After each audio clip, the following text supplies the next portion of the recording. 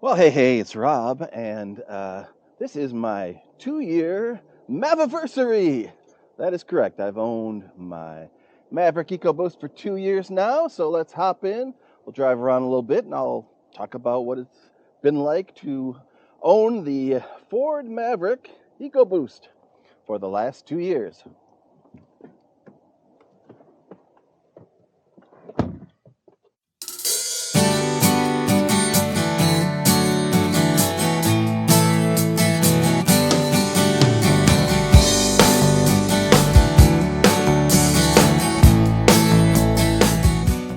So this is, in fact, the 2-year anniversary. I picked it up on this day in 2022. I was not an early adopter, and I didn't really even know about the Maverick until a couple of weeks before I got it. I had joined a Facebook group from one of the local dealerships here in Atlanta, and the sales guy said, "Hey, we've got 4 of them." So I came on out, and there was already a line of 3 other guys.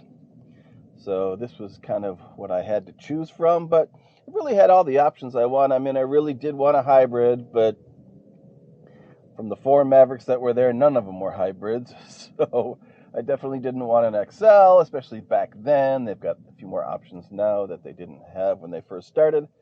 But definitely wanted an XLT, and definitely wanted the sliding window. I don't know why I never use it.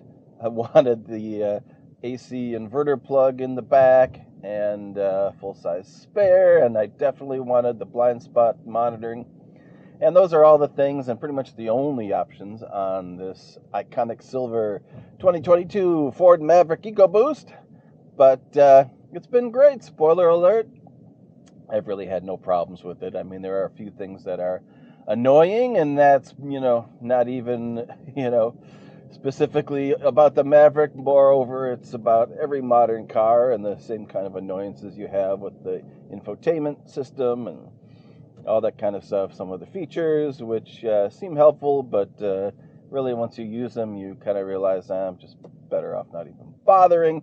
I'm talking about the lane assist. They've got 2 different systems, I think, lane keeping, lane assist. I forget which one I have. Whatever. It's a cheaper one. But I don't want some phantom hand, steering the wheel for me and pushing me back into a lane where I don't want to be. Hey, that's actually my neighbor with his own Ford Maverick. He's probably going to laugh when I'm making another Maverick video, but we'll get him in here at least. And anyway, so he's one of the only Mavericks in the neighborhood, actually. But yeah, so the major annoyances, I would say number 1, the infotainment system. We all know the stereo. It doesn't sound great, and it's okay. I'm an audio engineer, so obviously I'm going to notice the deficiencies, but I can live with it. I'm not going to spend a bunch of money right now to upgrade it, but my main problem is the fact that it's just really buggy. You'll turn it on, it'll freeze, it won't do anything, and all of a sudden the volume goes all the way up to 30 or whatever, just little annoyances like that. I've got a lot of problems connecting with the CarPlay cable. I think the USB outlet is actually loose, so anytime I hit a bump or whatever, it disconnects. I lose my nav. Very annoying. I've got wireless CarPlay in here now, and when it works, it's great, and I made another video about this. I think it actually sounds a little better. All these systems have digital signal processing. They all have their own kind of algorithms and different EQ models and things like that, and for whatever reason, this wireless CarPlay adapter that I have actually sounds better than if I just plug in, straight from my phone. So I thought that was kind of cool, but I have, probably more issues with that thing, not connecting, freezing, just sitting there, won't do anything. I'm constantly toggling, like the Bluetooth, the Wi-Fi. Like, I don't even know what triggers it or doesn't. I'm pulling the USB plug and plugging it back in. I'm wasting so much time that I may as well just go ahead and, plug the phone directly in and bypass the middleman. But anyway, has nothing to do with the reliability or the drivability of the vehicle. It's just annoying, but like I said, it's, not the only vehicle that you have these problems with. Many people complain about their infotainment systems, similar problems with other vehicles, other manufacturers, so just working out the kinks on these things. Hopefully someday they'll improve, but for now, this is kind of what we're dealing with.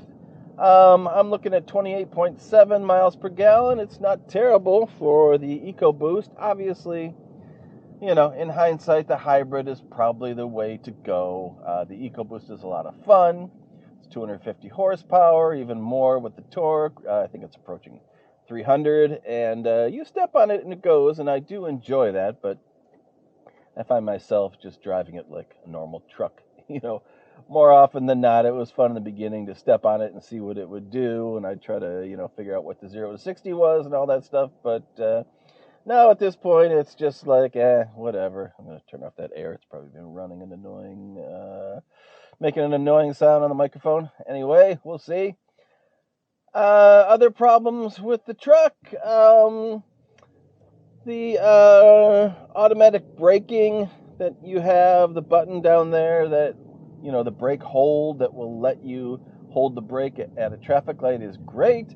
I really like that. As a matter of fact, I've gotten so used to it that my foot starts to really cramp up if I have to use a normal brake pedal. It's really silly, but I really kind of learned to rely on that brake hold. You just push the button and you can sit there at a light for 10 minutes and you don't have to have your foot on anything. But I find if I leave that brake hold on, then it has, real strange behavior. If I'm reversing or I lightly tap the brakes, it clamps down. I don't know. It does some strange things that I guess are just how the system operates. But I find I really just have to turn that brake hold on just when I want it and then immediately try to turn it off if I forget, and I leave it on. And then when I start the vehicle up and I'm backing up, it feels like, there's something wrong with the brakes. So it's annoying because, of course, the auto stop start, that doesn't, stick around. You've got to, turn that thing off every time you get in the car. But the brake hold, that'll stay on forever unless you turn it off. Anyway, so again, I think it's more of just how these systems are designed versus, I'm having any specific problem with my Maverick. So other than that, it's really hard for me to think of anything that I've got any issues with this vehicle. Starts right up, stops well, does what it's supposed to do. The brakes are a little creaky when I reverse, and when they're wet, again, I don't know if it's anything I should have to look into. It's just an annoying sound that it makes, and I don't think they're worn out at this point. Where am I at here?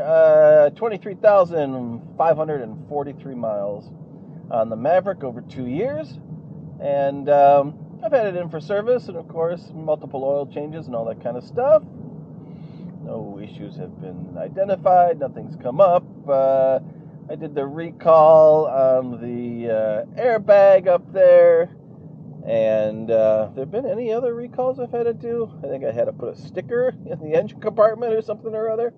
Compared to the hybrid, of course, the hybrid has had multiple recalls, which, is no fun for hybrid owners, and, I do appreciate the fact that this is, been a reliable vehicle that I haven't had to ferry back and forth to the service department every 2 months because something's going wrong. And the things that have gone wrong on the hybrid, like the battery connection and that kind of stuff, they'll actually knock the vehicle out and, you're not able to drive it. So you don't want that. That's certainly no good. Other than that, I'm stuck at a light here just trying to think of anything that I could mention about this vehicle. The interior does get scratched up. I kind of ignore this stuff, but there are certainly a lot of scratches here, definitely below on the glove compartment where it's been scraped and scratched, and my dog has jumped up on the door panels, and, it doesn't look great. I'm sure other vehicles probably, would look better, suffering that, similar kind of abuse. My hood is in very sad shape. I park under a tree and all these acorns fall, and because it's an aluminum hood, I've got like 40 dents in it. I mean, it looks like hail damage. It's really awful. But, it's an aluminum hood. It's, soft and thin. And that's how they make these. Of course, they make them to a price point. That's how they can sell these things for 25 grand or whatever. In theory, of course, this one was 25, but I did pay a markup on it. I paid $2,500 over. I got a really nice deal on my trade-in, so I figured, it's all going to come out in the wash. But I am shocked to find out that they are still marking up hybrids if you can get them. It's crazy, 2 years later, and you're still dealing with markups. Ecoboosts, I don't think are marked up anymore, but you still got to pay over if you want them. And, the used car values have come way down. You're not getting crazy amounts of money for a used car. I mean, we sold my wife's 10-year-old Hyundai with 100,000 miles on it for 10 grand. Like, oh my God. In my mind, it's like a $2,500 car at that point. But the values were just so far up, when we sold it, that we figured it was a good time to get out of it. Other than that, like I said, it's a very enjoyable car to drive. It is quick. It's hard to believe it's based on a Focus engine, although it's the ST engine, the good engine, and a Focus chassis underneath. It's always felt more like a car than a truck to me. It's really easy to get into parking spaces and that kind of thing. I had an F-150 before, and that was a real pain. I was driving over curbs and doing all sorts of things because I just, driving in the city, in a city like Atlanta, I mean, you just don't have a lot of space. I'm not out in the country on a farm or whatever, and, it's tough to fit those things in parking spaces and maneuver around, tight areas and things like that. I don't have that problem in the Maverick. I think it's a great size. It has been perfect for me, and what I use it for, I work in film and TV, and I carry around a bunch of recording equipment, but it's pretty much, everything that'll fit in the bed here, so it's a perfect size for me, and it's nice to have the separate bed. I used to drive around in a wagon before, and then I had all the equipment inside the same compartment as me. I never felt comfortable about that, having, microphone stands and other heavy things, right in there with me in case I got in an accident. It would probably go right through my head, but it's nice to have it in the back. I put the tonneau cover on. I put the tailgate assist in. I put the panel in there so I could charge my phone in the back. I've done a lot of, just real simple, cheap mods that were available at the time. A phone holder and a few other little things here. I put a CD player in, actually, and it does work, but the problem is it takes up the big USB port, so I can't use nav or anything like that. So I had it in for a while, and then, it skips around a little bit. It's certainly not perfect either. It is nice just to be able to have music and not have your system frozen or whatever, but I pulled it out of here for the time being. And other than that, is there anything I can report about this Maverick at this point after 2 years? I don't think so. Like I said, very happy with it. It's not going anywhere. Sadly, it does, get parked outside, and so it's dirty and scratched, and, I've got all these dents in the hood now, like I said, from the tree nuts falling on it, which really sucks. But in any case, nothing mechanical or nothing that, prohibits me from using the vehicle in the manner that I choose to use it. So, yeah, it's been great. Certainly recommend it.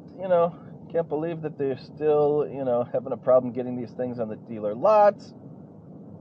They could sell probably 4 times as many of these if they actually had a factory that could crank out that many, but it seems to be that they're not all that motivated because they just don't make the huge profit in these trucks, of course, like they do if you're selling an $85,000 F-150 or whatever.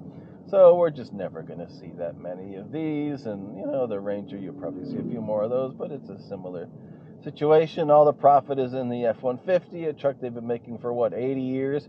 So, of course, they've changed drastically since they were released, but it's been incremental, and a lot of the parts carry over and that kind of stuff. So, of course, that's where their profit center is, and that's what they would prefer to sell you, which is why you're never going to really see a whole bunch of small trucks, sadly, from any manufacturer, although they keep saying a Toyota is coming out, and there's a smaller Dodge and a smaller Chevy. I mean, they know this is a very successful vehicle. It's also a vehicle that really gets great ratings as far as reliability and, of course, affordability, even though, people are paying over market price, over MSRP for them. But even so, it's still a great deal. Anytime I've ever bought a car new, and I think I've only owned 3 new cars in my life. I had a 2005 Focus, I had this, and I bought a Honda in 1993, and that thing got in an accident. I was rear-ended on a freeway, so that wasn't my fault. I got rid of that one. But other than that, I had my 2005 Focus, I think, for 8-9 years. I had a couple F-150s that I had for a long time, so I expect I will keep this, for quite a while. I don't see any reason why I wouldn't. I was trying to get back to my house, but unfortunately, there's a big, giant traffic jam here. I don't know what's going on, so we'll have to wrap it up somewhere else. And just turn here, park it, and be done. And yeah, that's it. So 2-year update, doing great. No real issues, nothing I really need to investigate at this point. It's been doing fantastic, so highly recommended. Go out and get yourself a Maverick if it's something you are interested in owning. All right, hopping out, and we'll check in with you later. Thanks for watching. Bye. NBC Wednesday Mystery Movie will not be seen tonight, but will return in 2 weeks at its regular time. Now, a special program in living color on NBC.